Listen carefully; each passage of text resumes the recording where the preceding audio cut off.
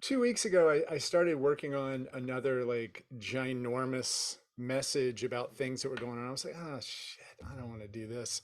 And they don't want to read this. So I figured we just put this together, gonna record it, send it out to everybody, and all that kind of stuff. But really what I wanted to do was just kind of share where we are right now and kind of where we're heading. Um, and for some of you already know some of this, the origin story, but I'm going to go back and hit it because there are quite a few folks who don't. And I think it's really important when we start looking at this community as being member led, like how we got here. How did we start moving on? Thank you, Carla. Uh, the wild stallion lives again. Um, so back in 2012, many of you know Greg Hoy and Greg Story, the Gregs. A lot of people think I started the Bureau. I was an attendee. They found themselves in this weird situation where they both owned a company with the same name and they didn't know each other at the time. So once they realized that they were both pitching clients under the name Happy Cog, uh, they decided they needed to get together and talk about this because something had happened. I can't, Bureau oath is still intact on that. But they decided they wanted to talk to other owners because they weren't sure what to do. They were going to have to merge these shops. There were all these questions. So they decided to have a group get together. Now, we didn't know what masterminds were or anything like that back then, but they called, I want to say there were 24 of us in the room. Every time I try to reconstruct it, that's what we had.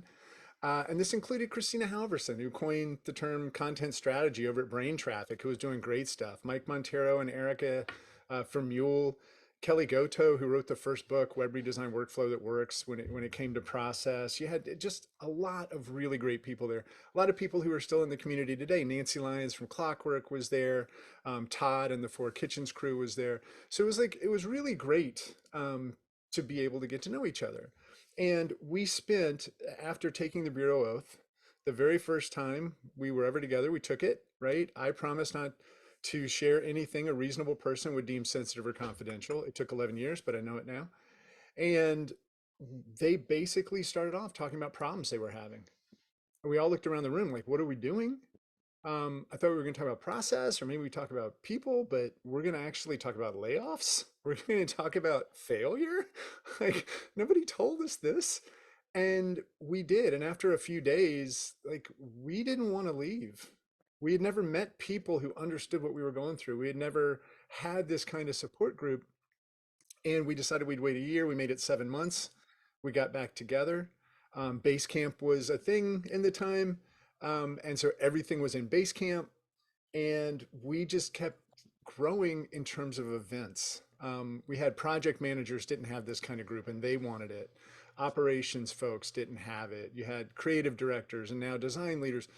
Everybody was gravitating towards this idea of just getting together and helping each other because there had been nothing like that. And traditional advertising, when I came through that for 14 years, we lived in bubbles.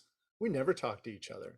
But I think when we came out in 2012 with what was at the time Shop Talk and later became the Bureau, there was just a lot of work and not a lot of experience in running companies. And so we just helped each other. We were craftspeople, right? We were like just in it because we thought this was really fun. And I will say that as we look through the changes, like when we hit 10 years and I put out a few messages just celebrating it, some of the old guard isn't really thrilled with the way things are now, right? Because it was really small. And I heard people say it's still really great, but man, back in the day. And that gets me thinking about, well, what is our purpose? Like, why are we here?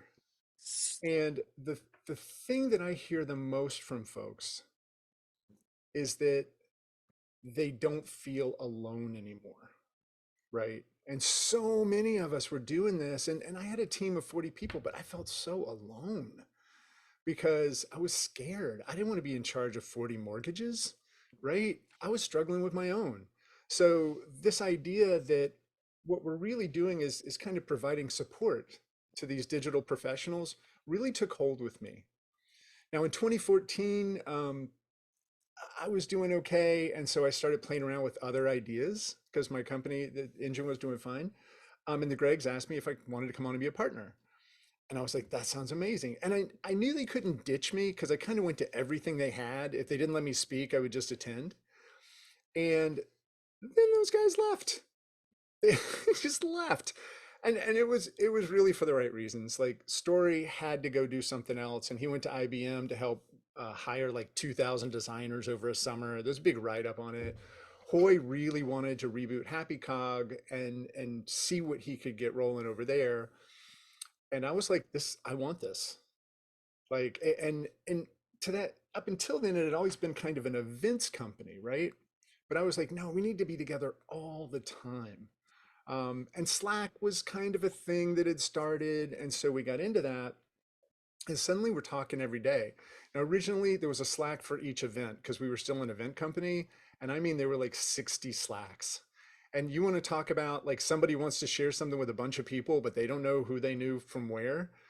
I would open up and it's like a freaking Christmas tree just lit up with at channels and at here's and all kinds of nonsense, right? It was a mess, but people really enjoyed it. Um, so I'm fast forward now. When 2016 happened, I opened up the idea of membership. And in about 3 days, $80,000 came in, and I was terrified. I didn't know what you people expected. I was just saying, hey, it would be great if we didn't have to depend on the events. And I did shut it down right after that. And that became the Founders Club, right? These were the people who right away said, we want to do more, we want to be more. And really, up until the pandemic, that was kind of membership. Membership was about 80 people, and I didn't want there to be a barrier to people getting the support they needed. I didn't want there to be this idea that you have to pay to get support and that sort of thing. Now, obviously we have to be sustainable. I sunset my agency in 2014, and really wanted to be all in for what's going on with the bureau. Lori is here on the call, and a lot of you know Lori. She was with me at Engine. She was with me at the agency we were both at. We've been together for over 24 years now, I think. And her coming on allowed me to do so much more because she is that strategic logistical thinker. But when we get to 2020, we had 14 in-person events planned because that was the only way we really generated revenue, the only way we could be sustainable. And then the world, right? Like everything falls apart. We're at Owner Summit in New Orleans. We come back, we're going to biz dev camp, and suddenly people are asking questions about who's in the room.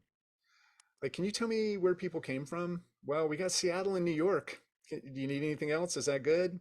And then Seattle and New York's going, we don't want to show up because we get a sniffle. Everybody's going to start backing up their chair, right? So we end up upside down $250,000 in venue deposits. I've shared this with a few of you, um, and that money wasn't coming back. Like they all told us, "Hey, no, no, no, everything's fine. Don't worry about the pandemic." We had about $70,000 in ticket refunds for events. We managed to either get everybody the money they needed to make sure their teams were stable. Quite a few members said they didn't need the money right now to hold on to it. So thanks to everybody who did that. We had a team of 8. We shrunk down to 2, told them all we're going on life support, and if we find a habitable planet, we'll send for you. So it was me and Lori kind of floating out there. And while we're doing all this, and I have to thank David Baker. David had contacted me and said if I wanted to spend a couple of days brainstorming, that he would be happy to do that. So I went to Nashville, spent a couple of days. David, lovely, said, I don't know what you do. I'm gonna leave now. So he left. But I had this like time, and what happened during that time, first of all, Slack was free then, and we had 1,600 people in it. Messages started disappearing every day because it was a 10,000 message limit, and that's how many messages were coming in. And it was around COVID, and it was around PPP, and it was around creating safe environments for everyone and how to work remotely, and all these things were disappearing. Somebody, and I still don't know who, contacted Slack and said, we are trying to figure out what the hell is going on. Can you please turn on the paid version for us because we're losing these messages? And they did. They said for 2 months they would turn it on at no cost, and about 900,000 messages came online. So suddenly when you search something, it was from that entire history was now available. And it was a hot mess, but there was some good stuff in there. Slack search is always We'll see how the AI stuff works for him, but it's horrible. Yeah, thank you for that. Um, so at the same time, it started with Rob Hart, Sparkbox, and he put up a video about what the Bureau meant to him. This video was heartfelt and it shared a ton about what Sparkbox had been through and the people that they had met. Um, and again, I didn't know that this was going to be happening. And he used the hashtag Save the Bureau. We had just signed a $90,000 deal with Mailchimp, and I'm like, oh my God, the monkey's going to see that hashtag and it's going to be like, what happened? We won our money back. Luckily, they slept through it like they seem to sleep through everything. But by the end of that day, there were about 15 videos out. And by the end of the next day, there were like 30 videos out. And suddenly I'm getting people inquiring about membership. And then I'm on the phone with smart people about pricing. And I'm like going, what do I do? And then we put it up there. And then suddenly we're having like 15 and $20,000 membership days. Everybody just starts signing up. If you look at it at the beginning of 2020, we had about like 80 members, and now we've got over 1,100. This gives us a lot of flexibility in what we do. If you were there for the early days, you remember us hawking tickets. We were like standing outside the size show, telling you to come in and see the frog-faced boy, and like, come on, the tickets, take the tickets, because that was all we had. I will say, I think I got a little lazy because not that we should be hawking like that, but I don't think we were sharing as much as we could have been. So anyway, all of this brings us to where we are now, which really is a member-led community. I serve at the pleasure of the Bureau, and I have been trying my damnedest, but y'all have grown so much, and it is just one of those things where I realize now, and I joke that there was an intervention. There may have been. I signed some papers. I'm not sure what I'm allowed to say, and people, we grew the team a little bit. We brought on Meredith. Meredith has been great. She's not here today because she's took Friday off, which was great because she's put in a lot of work. And Lori started taking a bigger role in some of the planning, not just the execution and logistics side. But when we started getting there, one of the things that's always been in my head, and this was from Laura at Pixo way back in the day, and she told me your biggest challenge is going to be scaling intimacy. And I think that's one of the big challenges that some of the folks who were there at the beginning, when we were only 20 or 40 or 80 people, that's what they missed, because there was this intimacy. Like, you knew who was in the room, you knew the context of those folks. And that's one of the things that I keep in mind with everything that we're doing. I kind of get excited when only 20 people show up for something, because it means we're going to get to know each other. I also feel bad because it feels like it should be 500, right? So it's like this weird argument that goes on in my head about where we are. But the reality is, everybody seems to be getting what they need, right? They seem to be in a good space. Um, so that brings us up to where we are now. I am going to say, like, if you at any point have a question or whatever, just raise your virtual hand or throw it in the Q&A. But at the beginning of 2023, if you looked at the bigger Bureauverse, like everybody who's come through an event or been a member, we're at about 8,200 companies. Now, most of those are digital agencies, but you also have a lot of big in-house. Right before the pandemic, our in-house side was growing really fast. It's gotten smaller since then, but Apple's and Google's and Amex and Disney and everybody was coming in because they had the same problems that we have on the service side. It's all people problems, right? When we boil all this down. So about 8,200 companies, about 12,000 alumni. So from that original 24, we've now over 12,000 people that have attended something. That's ridiculous. Did y'all know what that pressure is like? Come on, what are we doing here? Thank you, Carla. Carla's my smiler. I'm just keeping an eye on you. Well, you got the name. Um, so when we look at it now with the 1,100 members, and this is part of what I'm going to talk about, we're going to go through the successes and the challenges. We're going to talk about some of the ideas for going forward. But those 1,100 members are majority are client services, right? Majority of us are in digital agencies. We do have a good number that are in-house. We have what we call service providers. Now, this becomes a thing. Service providers are members. It's been like that from the beginning, but service providers also make their living working with people who are in the community. So it's different. Um, and then we've also got sponsors, right? Now, sponsors coming into this year, it was one of those things where I was asking myself, membership was growing really fast. We had some sponsors that had done great things, right? That had been so good to us. I would say Matchstick, Meetus, Promethean, Parallax. Now, Parallax is more of a traditional sponsor, right? But they were actually, a lot of people don't know this, but Dave and Tom, before they even started Parallax, they called me that day that I was floundering, trying to figure out how we're going to get through, right? That day in like April of 2020, and they bought the highest level membership they could just for the two of them, and they didn't even have a company, right? So it's like that. That's just love. I mean, they just wanted the bureau to be there, right? And that was what we felt from so many people. So, but when we look at this as I dive in, I'm gonna designate certain things about service providers or sponsors or members. And it's not that I don't feel they're members, they're just members with a different, I mean, they've got a different approach as to who they are and what they're looking to get out of the community. But they've also given us the most value in so many instances.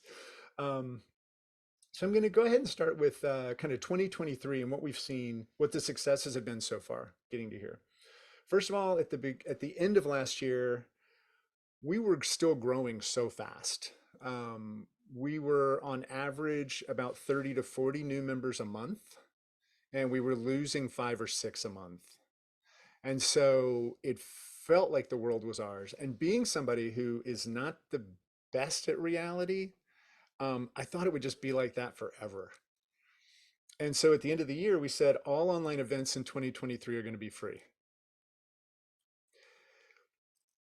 In 2022, online events made up $170,000 of revenue for the Bureau.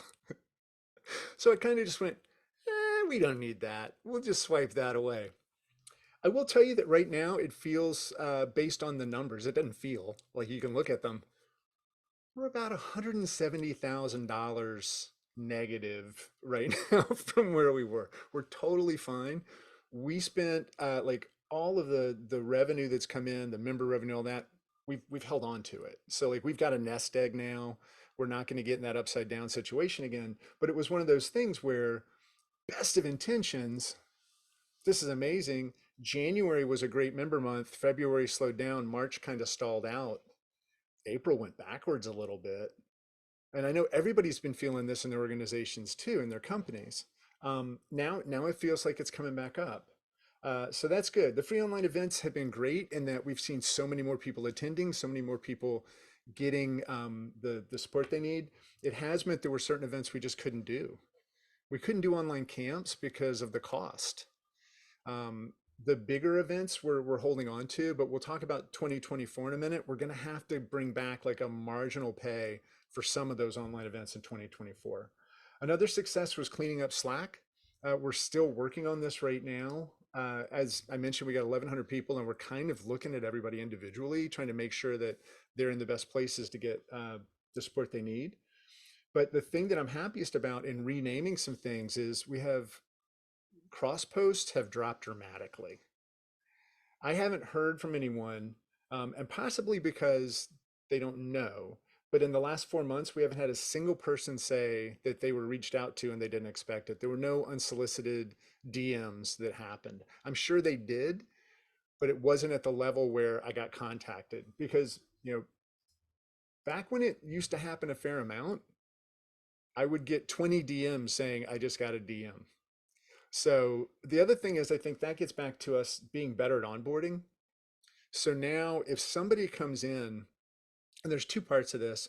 When somebody comes in, first of all, um, they get automated email and that kind of thing, but they'll get a message from me. This is part of me not scaling that we got to figure out.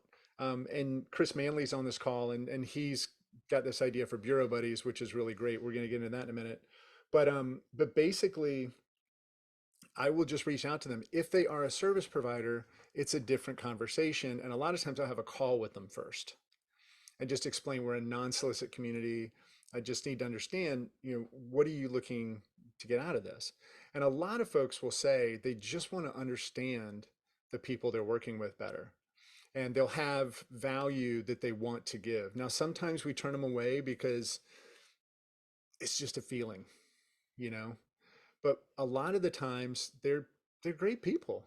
They're on that spot. Most of them have been at an agency at some point.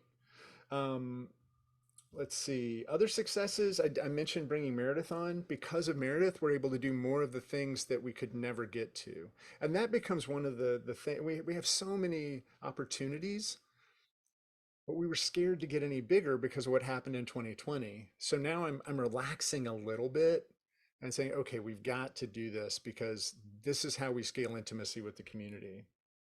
Um, I do want to say Bureau Circles, and Steve's on this call. Steve is a coach, and he's a consultant, and he's done an amazing amount. Uh, I'm just looking, well, fine tune GPT with all of the content you produce. Thank you, Carl GPT. I like it. Um, but Steve jumped in for Bureau Circles. He had done a lot of that stuff before. And the first one took off and it was great. We had the second one ready. It stalled out a little bit. By the time we got to the third one, the challenge is we have 1,100 people. We're trying to put them into groups of 10. And we're trying to make sure that, first of all, there's no animosity between the people, right? So we have to ask everybody, are you cool with these people? This is who we're looking to bring you in with. We have obviously the tale as old as time. I run a company of 15 people, but I want to be with the people who are 75. I run a team of 75. I don't want to be with the people who are below 50. And it's this weird kind of thing. So with all of that, what would happen every time with Bureau Circles is by the time we were ready to launch one, 3 of the 10 would back out and be like, I can't do it now. I've got these other things that have happened. And it was all legitimate. It could be something in their life, it could be something in their company. So one of the things we're going to look at, I'll talk about this a little bit later, is changing the way we do circles so that it starts, you still get to look and say, yeah, this group is great, or that person's a jerk, like whatever it might be that allows you to get in that group. We're going to put you in the groups first.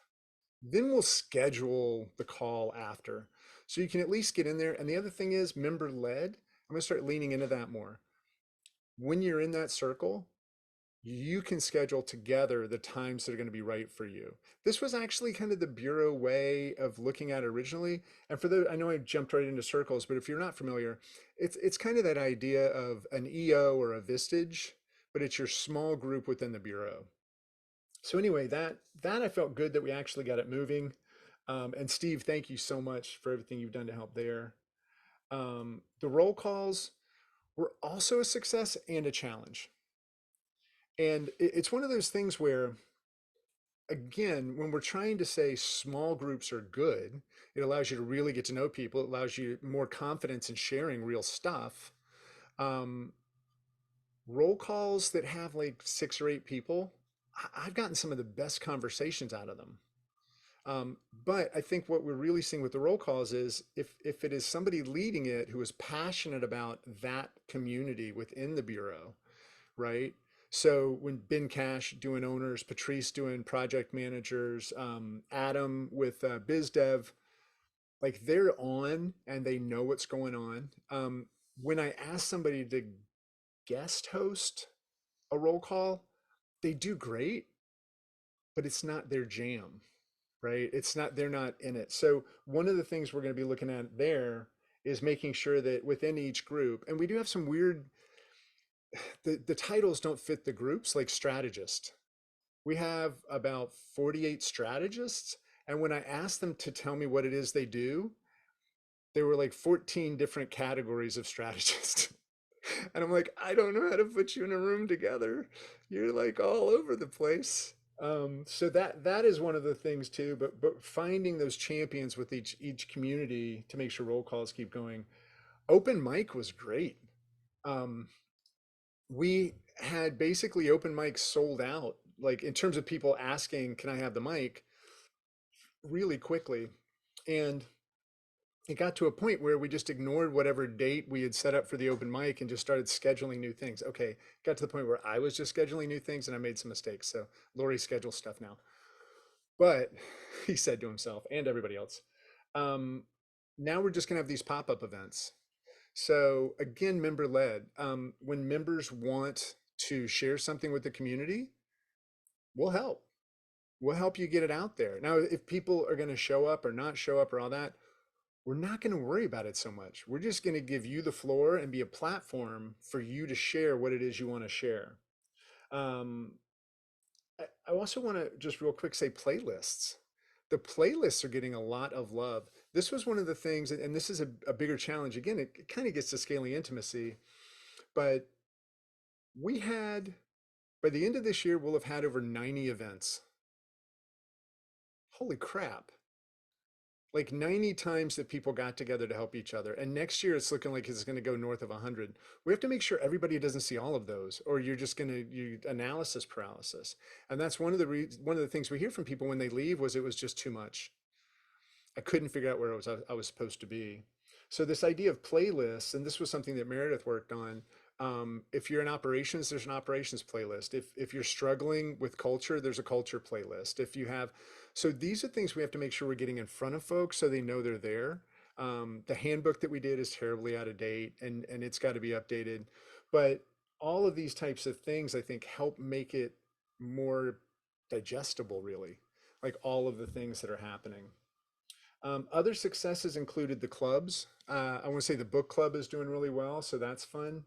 Yeah, JP, YouTube playlists. Yeah, and that's the thing. It's like I'm never sure how many times to say something because I feel like I've already said it so many times, but you never know who's here and who's not. We all know that. We're chief repeating officers, right?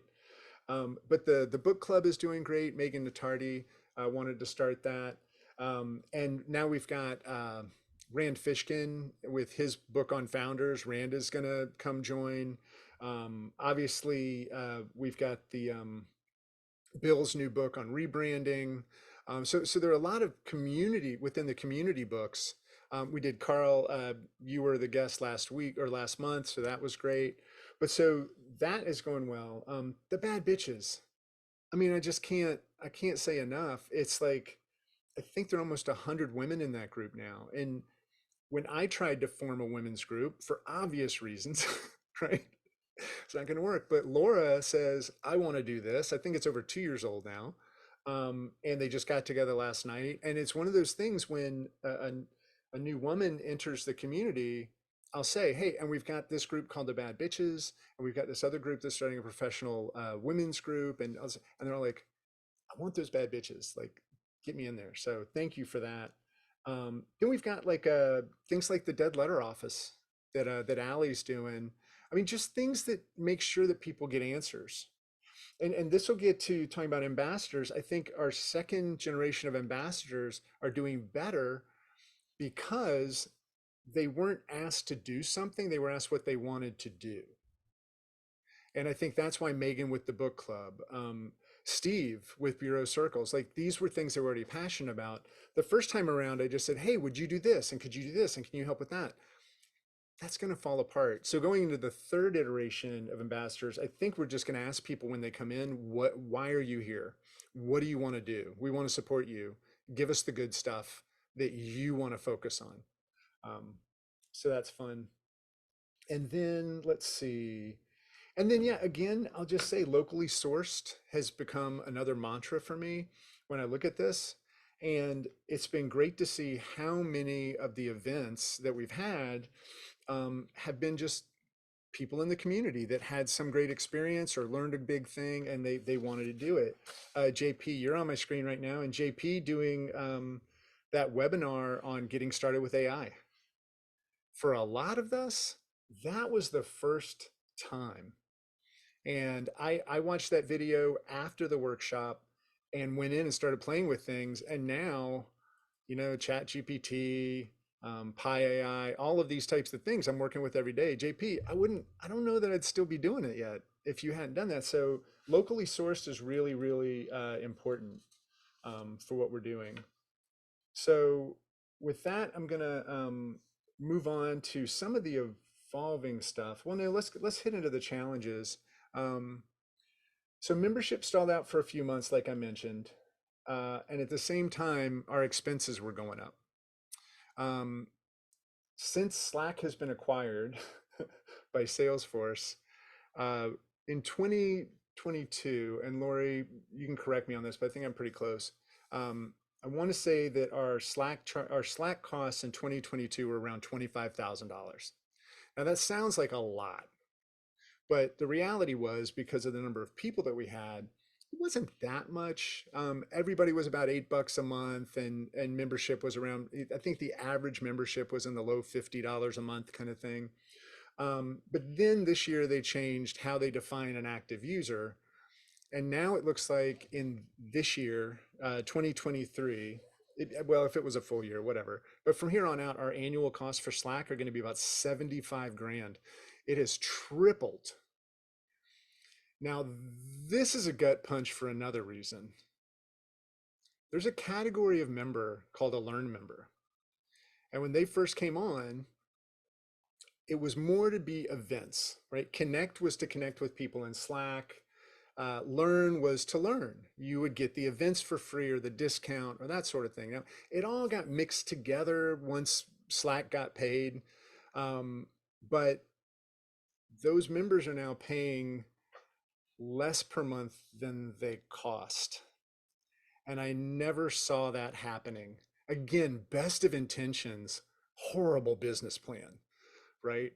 So we've got some things we're looking at there where if that individual can't really make the jump, some things we can turn off so that they can still stay connected. Because again, this is about getting everybody support.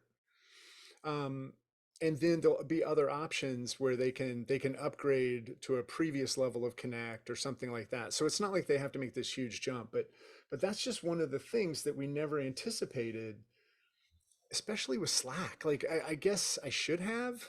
It just felt like it was, hey, if you're not there, we're not paying for you. Now, if you just log in, you may just walk by your laptop, I think, and they're saying, no, no, no, they walk by their laptop. I'm pretty sure we're counting them this month. So that was a thing. Um, the Slack channel messiness was a challenge, and this was much more about who was in what channel. This is a history of going into channels based on going to events. So there were some folks in owner channels who weren't owners, right? But they had gone to an owner summit. There were some folks in the PM channels who weren't PMs, but they had gone to the PM summit. Or it could be that they said they wanted to be in there because that's what they did. Well, when we did the Slack as faction survey, we found out that that was a bigger problem than we realized. Mainly because owners really want people with equity to be in those channels, and people in a certain role don't want their boss in there, or else they can't speak freely about what's going on. I had some conversations with folks, right? Like they were super nice. And they were, but they were frustrated. We have done really well. And again, I have to give Meredith props for this. She's done a lot of this heavy lifting, or it wouldn't have gotten done. Um, and we have gone through, we're about 80% done. Everybody has been super gracious. We've still got, again, a couple of hundred that we're getting in touch with. But that was one of the things that did definitely cause some challenges. Low attendance for large in-person events. A lot of you know that this owner summit was the last owner summit. And the reason is it's so inconsistent. Um, the people who attend are either going to be really advanced in where they are, and they see Owner Summit kind of as a reunion. They get to see friends from other camps. They get to, have a bureau experience, but it's not a camp cost. It's not like a $4,000 ticket, right? It's like $1,000 ticket. Or we have people who are there that are green. and they are eager to learn. And so when you start trying to figure out a program for that, and Carl Sakis, Carl, you helped with the program this year, and I really appreciate it. When you start to look at that, you try to find these different levels. Also, one year it's 200, the next year it's 35. So trying to get ahead of where you're going to be is a real challenge as well. But smaller events did great. Camps sold out fast. And so it's there's something in conversations I've had where the smaller groups feel better, which I don't disagree with. Um, but there's also this sense of getting together with everyone in a less structured environment. So I'm gonna talk about some of the plans for 2024 with events in just a minute, but keep that as a backdrop of kind of the big events we're struggling. Same thing with the DPM Summit. Now we'll say we had it planned for Florida. Um, that was a mistake that we did not see coming way in advance. We're not the friendliest state for folks to travel to right now. I know some other events that have struggled with that, but it's not just us. I mean, Christina and Confab, she kind of closed that down. I know there are a lot of other events that are trying to come back out, but they're struggling. We're just going to rethink the whole thing, right? We're not beholden to the idea of a certain type of event or whatever. We're beholden to the community. So we're gonna rethink that. Um, Another challenge was Bureau University. We tried this for a couple of years. We had one course. It was a creative leadership course. A lot of excitement, um, but we couldn't figure out how to make it work financially, or people just weren't up for the fact that it was, I want to say, an 8-week course. So there was definitely something there. So that's kind of gone back on hold. Bureau circles I mentioned, and I think we've got a good idea now where we can just get people together so they can start talking. That's the goal. The goal is not to have a one calendar invite everybody says yes to, although I was beholden to that. Um, Challenges were also like bureau shows, the bureau briefing or the Slack overflow show. I think I saw Jesse come in here. Jesse did these amazing graphics for Slack Overflow show. We had a videographer out of the UK who's friends with my daughter, who was basically putting the shows together for a few $100 a show.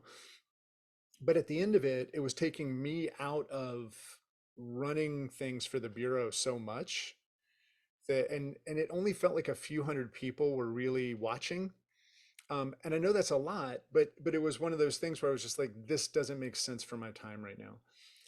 Any day, I'll get 50 to 100 legitimate emails from people asking questions about the community or asking questions about an event or something they want to do or a suggestion. So losing that time for those shows, which I really want to do, um, became a challenge. uh Antiquated systems and tools, oh my god, like we we need to redo everything. It's such a mess. But I'll say using AI in the community, this was one also that was a challenge I didn't expect, but it was a legitimate concern. We started playing around with using chat gpt to do weekly roundups, and probably after the third one, it took a couple of hours. It really wasn't that hard to do. There was some, it wasn't as clean as you would think. Um, but a couple of people were worried that this content was going out to OpenAI and that it could be used anywhere at that point. Um, so we basically stopped because it was technically a violation of the Bureau oath, was the way for the private channels, that was seen. And the Bureau oath it's a foundational element of why we're here. Slack now has AI that it's playing with, and we're looking at that. Um, I know I will have more than a few people. It's so exhausting. I know that we'll have more than a few people who say, "Why don't we leave Slack?" We could look at it. Normally, with a community, when you move from one platform to another, you'll lose a good 30% of the community. Also, if we left Slack, Discord too, Laura. It's like I've looked into them. The thing is, it's location, location, location. So like if we're all in Slack for work, we end up seeing what's going on with the bureau, and it pulls us over. So I have really looked, yeah, Circle, like we've looked at all of them, but just to say, I think for the time being, we're staying with Slack.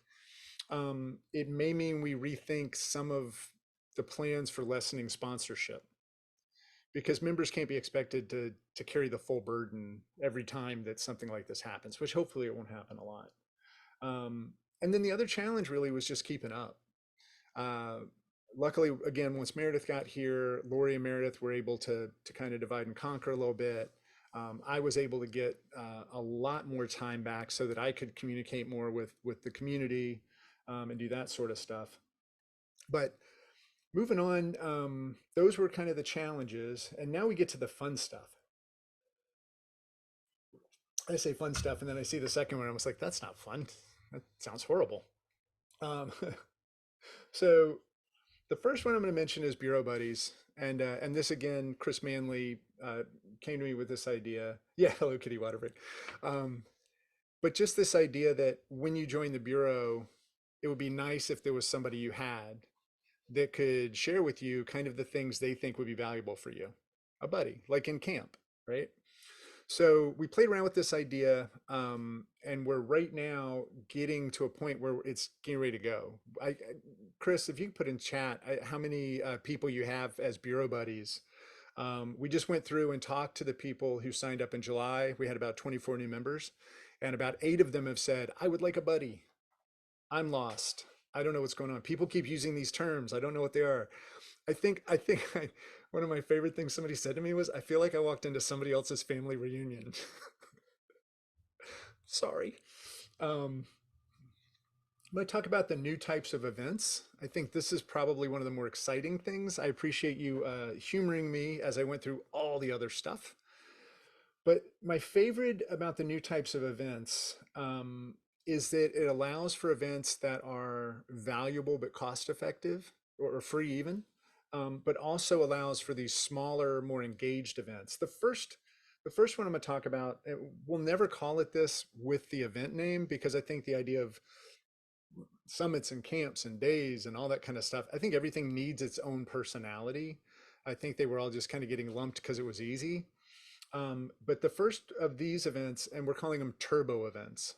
So these are events where we're behind the curve.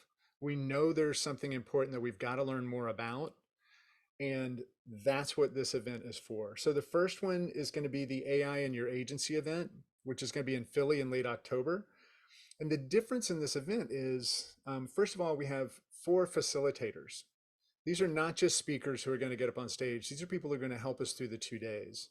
And I'm excited that we've got JP is going to be a part of it, Will from SEER, Mike from iPull Rank, and then Brittany, who we just met from Mike, who is doing a lot of data science stuff. She's kind of a solo flyer right now. But the way that this event's going to go is the beginning of the first day, we have kind of a keynote that's going to be about separating the tools from the toys. Like if anybody saw that diagram that I dropped in the AI channel, holy crap, there's so many different AI things right now. So this idea of being able to just share, okay, let's just kind of level set. This is what all the stuff that's out there, this is what the people who are leading are using. Then we're going to go into basically camp sessions, like small group conversations, but we're going to know who is just getting started and who's been running for a little while. So we're going to call it beginner and intermediate. So you'll be with people who are kind of at your place right now, where you are in terms of AI, and just sharing some of the concerns, the challenges, the opportunities, the excitement, and then going into a workshop to really start. The workshop will be putting your plan together of how you're going to implement some of these new tools. Day one is focused on running your company. How can AI help you run your company more effectively? Day two is focused on building your product or service and how can AI help with that? These events will be limited to 50 people because more than that, we're worried that we won't be able to do the workshop or the conversations correctly, but it will be a road show. So in Philly is where we're having the first one in October. And then we are looking at, Lori, I know you put it up here and I can't find it. We're going to do another one in February. I think that one might be in Austin. Don't hold me to that, but February in Austin, come on, it's not bad. That'll be all right. Um, so that's a turbo event. Then we're also going to start excursions.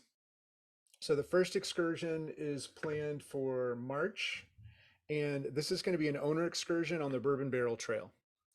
So we're going to start looking at different experiences we can have together, and basically have our conversations while we're having these experiences. And there's been some other groups that have done this before. I know OpsConf had done it, and I've talked with them quite a bit. One of my good friends was part of their group, and they did walk shops.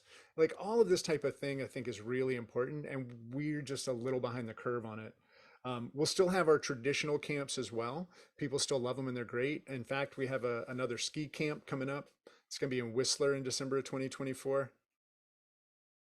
Yeah, it is. There it is. Um, we're also going to do a new type of event called a gathering. Again, this is not anything it's going to be called. Um, yes, Steve. You got some snow people in here, man. Um, but Bureau Live is going to be the first of these events. Now, Bureau Live, we have currently scheduled for April in San Diego. Now, what this will be is a big unconference. We're not going to have scheduled speakers. We're not going to have anything like this. This would be the definition of locally sourced. And everyone who shows up will have that opportunity to say, I want to talk about this or I want to do that. We are going to look at having some sort of games, right? Like for Bureau Live, I love the idea of putting together teams and doing some silly Olympics, right? Let's have things people can choose to be a part of or not. If we want to do yoga or we want to, mixology, like whatever it might be, this is going to be that totally open event. And it's going to be the lowest ticket price we've ever had for something like this because we're trying to get rid of all the logistics and the expense. So this is truly a gathering. It's just an opportunity to get together, share what's going on. This is our reunion that we've been looking for. And it's for everyone in the community. It is a member only. We tried to do member only stuff through 2023. Um, and while it worked, we also had some people that I think would have been great to have with us that we didn't. So we're rethinking that, but this would be a member only event, Bureau Live. We've also, and thanks to Patrice and Adam for bringing this to me, we had these crossover events between project managers and biz dev this year. Well attended, amazing conversations, great content afterwards. So we're going to look at more crossover events going into 2024. We want to do an owner and biz dev crossover, right? Because so often it's a similar, the owners are doing biz dev, but now sometimes they've hired biz dev people. So we want to get into those conversations and say, what do you have to let go of? But it won't be two people from the same company, right? It'll be a biz dev person from a different organization than the owner so that they can be real and share that stuff. We want to have more opportunities for design leaders to also talk with project managers. So we're going to look at these crossovers and just see how we can get those out to everybody. And then also, this is funny, but watch parties. A lot of people ask me what happened. What happened with the psychological safety event?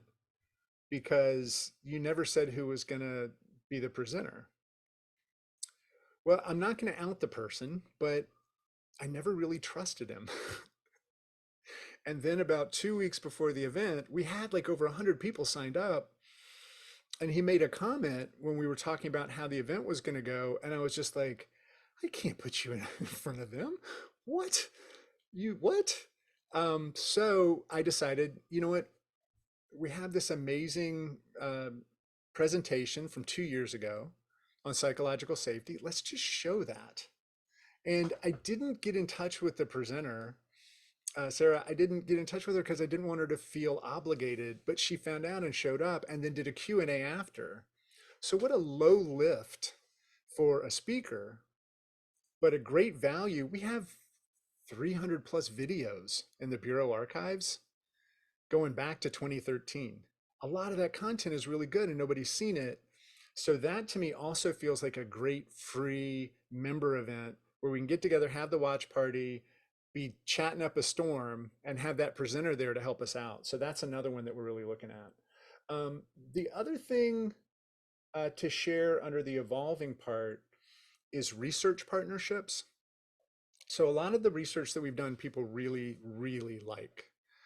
We see these reports get handed around, passed around. That's fine. That's totally cool. The problem is we don't have enough people participate. And we've been called out on that a couple of times. It's like, nah, I see the data you're sharing, but you also said you only had 98 people reply. Now, statistical relevance is always going to be, an issue, right? That's always going to be kind of a thing. Um, but what we did was we reached out to Soda. So Tom, who is I'm sorry, I got a little high five there, reset my focus. Um, Tom, who's running it over there, I don't know if he's executive director or what his title is. We got introduced a while ago and had a couple of conversations, and I just asked him, I was like, hey, we do this research, you do research. Our communities, there's a little bit of overlap, but do you want to share each other's stuff? Like when we're doing research, I'll just give it to you and you send it to your community and we'll give you a little plug. And then Acquient was interested in that as well, and AMI and some of the other, I've met some other groups. I'm not really sure what their communities are or what they're doing, but this idea of being able to get more people to respond. And then also recently, Tom reached out about some other opportunities. So I think another thing going into the rest of this year in 2024 is just embracing the other communities that are out there so that we can start working together on stuff. A big shift happened earlier this year. It used to be people would say, how have I not heard of the Bureau? Now they say, I've been meaning to get in touch, right? So we're getting awareness and people know we're out there. So I think by partnering with some of these other groups, and I'm going to do a little bit more of due diligence just to make sure that we like the other groups. Like I think Soda's great. I know that everybody's got challenges with everybody, but um, so that's kind of where the evolving part is. There are a few things we're considering that I wanted to share. One is called the Bureau Broadcasting Service. We have almost 40 podcasts in the community. We have a lot of YouTube shows. We have a lot of newsletters. We have a lot of stuff. I was talking with Lori and talking with Kathy at Meetus about the idea of what if we just create a way to promote them all?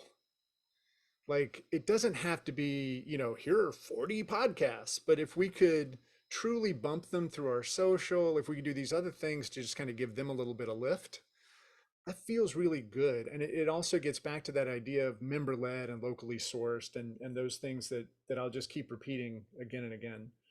The idea of office hours for me has been brought up a few times. So I'm looking at that.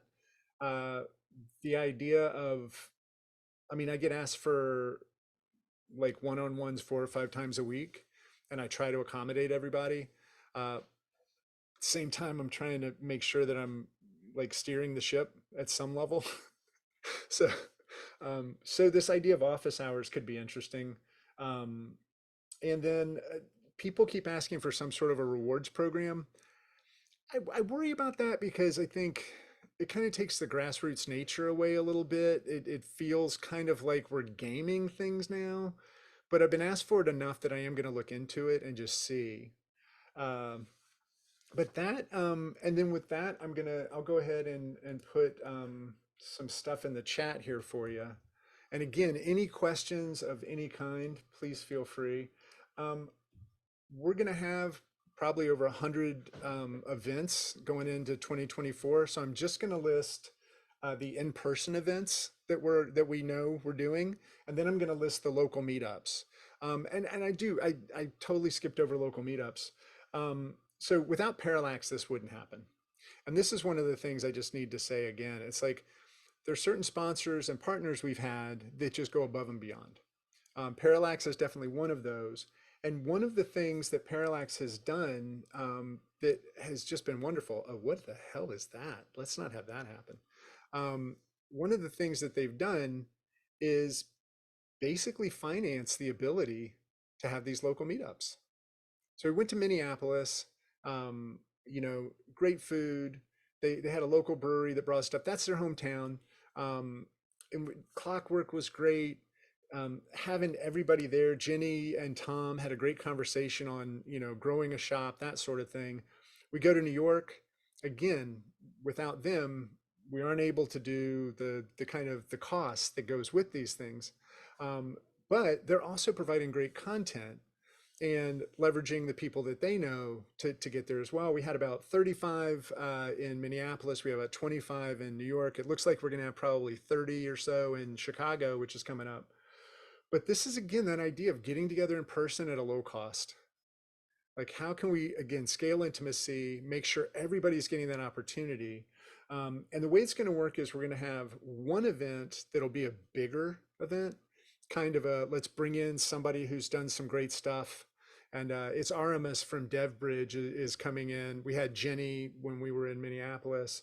Um, but going ahead with the local meetups, and the first one will be like that event, and the ones after that will just be socials. So it'll be like a quarterly social, and then we'll have another big event. But once you start looking at how that piles up, you end up in 1 month, you'll have like 17 things once you get far enough into it. And a lot of these secondary and tertiary local meetups. But we have, again, with Meredith, if we don't break her, she's agreed to do the local meetups and help manage that. And we've had over 20 people show up to be local hosts. So to be boots on the ground, help with everything. So thanks to everybody for that. But here, I'm going to go ahead and I'll start with the local meetups actually. And I'll go ahead and drop this in the chat. I know a lot of folks are going to have to start dropping now. I had no idea how long this was going to take. But so here are the local meetups. So Chicago is later this month. Then we go to Seattle. Rand Fishkin is going to show up for that one, so that'll be fun. We're hopefully going to do it at Artifact. I'm getting in touch with Rob. Then Philadelphia, Austin, Vancouver in December. That's maybe questionable. I don't know. It's cold there, right? Um, San Francisco, Atlanta, Louisville, Washington, D.C. Okay, so yeah, Vancouver in December may end up getting moved. That was a ski request somebody had. So let's see what happens there. Okay. Louisville, that local meetup will pair with the Bourbon Barrel Trail. Washington, Portland, and Toronto. Um, and then here are the in-person events. Now, this is not including the local meetups. So this is the remainder of 23 as well. So Owner Camp Montreal, which is sold out right now. AI in your agency, still availability. That's October in Philly. Owner Camp Santa Fe still has a couple of tickets available. BizDev Camp Palm Springs. So I want to mention this one because another thing that's happening, Adam Kurzawa, who is really the head of the BizDev part of the community, he helped run BizDev Camp last year. He's going to take a leadership role in it this year. And I just wanted to point out, yeah, there it is. So that to me is another one of these things of me letting go a little bit. I don't have to be everywhere. I don't have to do all of the things. I'm starting to be the problem for why people aren't getting support. So I just want to thank Adam for that. Patrice is helping out with Digital PM Summit this year. She's going to be the host and running that. So a lot of people are stepping up. You'll hear some of the same names again and again. So AI in your agency on the road in 228 on February 28th. The Bourbon Barrel, April, Bureau Live, Growth Camp we're bringing back. A lot of people really wanted it. It got hit by the pandemic. But this is absolutely a 3-day event all around how to bust through the walls that you've been struggling with from a growth perspective, but it's also got a culture element to it. So we're not going to talk about growth for growth's sake. We're going to talk about growth that actually enhances culture as well. And then Operations Camp is coming back for New Orleans. Operations Camp went away mainly because of just people couldn't afford to go. So we've got some new ideas on how we can do this to lower that ticket cost for them. Digital PM Summit TBD, we do have it in person. We really want to have it in person, but we're gonna have to make sure that we do it in a way that does pay tribute to the history of this event. Brett did so much to get this community rolling. at the same time make it so that people can be there. So be part of it. And then, as I mentioned, owner ski camp Whistler. So I'm looking right now just at the chat. So Chris, question on local meetups: are they designed really with local to that area focus in mind? I'm sorry, I'm not understanding. Or is it encouraged for folks to join up at these as they want? Can it's encouraged for you to show up however you want. We had some people from Jersey who came in for the New York one, some people from Philly who, until they found out they had one coming, they were coming up for it. So really, it's we're trying to do good local presence. Like if we're at a shop, make sure we have good food and good drink from the area. But it's encouraged if you're in town but you're not local, show up. It's going to be for everybody.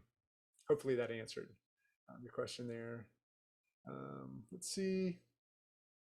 And is there a list of what a city host would need to provide or be responsible for? Great question, Stacy. There is. Unfortunately, it's hidden behind a survey, and I didn't think about that before. So I will go ahead and make a note. And Lori's probably still on the call, so she'll remind me anyway. But basically, share that. Like I said, we've got, I want to say it's like 22 hosts that have signed up. And there is a Jacksonville graphic, Stacy. The original one had my face on it, like they did with the shirt. But yeah, we'll see. Take that away. Um, and really, that's kind of what I wanted to share with everyone. Yeah, Patrice, you have that shirt. It until recently, it was the top selling shirt in the store. There were over 100 that were bought, but I have been replaced. That is now the shirt that the Bad Bitches shirt is number one across the board. I have it as well as an honorary bad bitch. So, but that's really it. A lot of people ask what they can do, how they can help. The main thing right now is just get the word out. Like if you know somebody that the Bureau would be beneficial for them, let them know. If you want to make an intro or just send something over, like I said, our systems are they're antiquated. The website needs so much love, all that kind of stuff that a lot of us, I think, suffer from. But most of the people who show up got referred by somebody. So if you know somebody, that would be great. And then also if you want to help, if you have an idea that you want to run with or an idea that you think would be good, share it, you know? It's a lot of times I think, especially everybody who joined during and after the pandemic, um, they're they're in a different space where the online stuff is just everything to them. And then everybody that was there before the pandemic is like, we got to get back to the in-person stuff. So I really think we're kind of hitting a groove where everybody can kind of get the learning that they want the way they need it. So fingers crossed. Anyway, but that's it. What you got for me? Anything? Thank you, JP, for pitching. Um, yes. Thank you, Carla. So I was actually on a call yesterday with an agency that's in London. We've talked with the Agency Collective a few times. They are a group that's over there. We're talking with them actually about some of the research partnership. And we also are looking at doing a London meetup. Noel has been instrumental in that. He really wants to do something. We have, I want to say, about 70 members and alumni in the London area. So Bureau UK is one of those things that has got bounced around a few times, mainly because of time zone stuff. So thank you for bringing that up, Carla. It is on the list.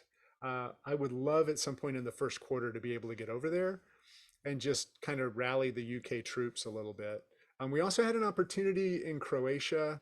Australia really wants a bureau, Australia.